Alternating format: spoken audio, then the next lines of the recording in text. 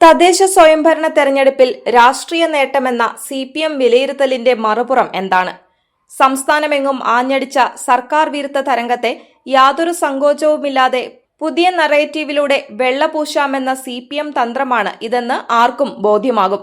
സർക്കാരിന്റെ ജനക്ഷേമ പ്രവർത്തനങ്ങൾ വേണ്ടത്ര ശ്രദ്ധിക്കപ്പെടാതെ പോയതാണ് വലിയ നേട്ടമുണ്ടാക്കാൻ കാരണമായതെന്നാണ് CPM വിലയിരുത്തൽ.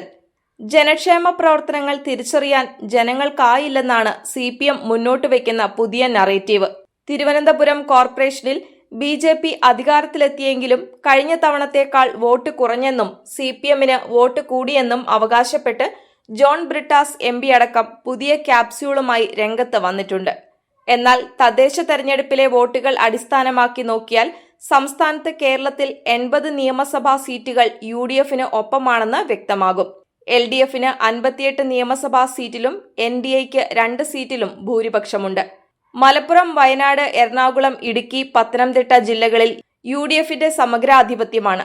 തിരുവനന്തപുരം, കൊല്ലം, ആലപ്പുഴ, തൃശൂർ, പാലക്കാട്, കണ്ണൂർ ജില്ലകൾ LDFനെ വൻ തകർച്ചയിൽ പിടിച്ചു നിൽക്കാൻ സഹായിച്ചു.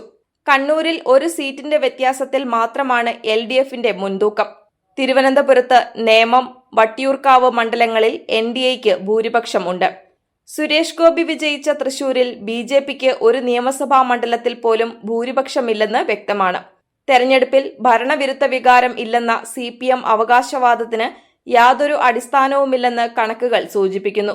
രാഷ്ട്രീയ വോട്ടുകളും ജില്ലാ പഞ്ചായത്ത് അടിസ്ഥാനത്തിലെ വോട്ട് കണക്കും ഇടതുമുന്നണിക്ക് അനുകൂലമാണ് എന്നാണ് പാർട്ടിയുടെ വിലയിരുത്തൽ. സർക്കാർ പ്രവർത്തനങ്ങളിൽ എതിരഭിപ്രായം ഉണ്ടായിട്ടില്ലെന്നും CPM സംസ്ഥാന സെക്രട്ടേറിയറ്റ് വിലയിരുത്തി. രാഷ്ട്രീയമായി ജനം വോട്ട് ചെയ്ത കണക്കെടുത്താൽ 68 മണ്ഡലങ്ങളിൽ LDFനാണ് ലീഡെന്നും പാർട്ടി പറയുന്നു.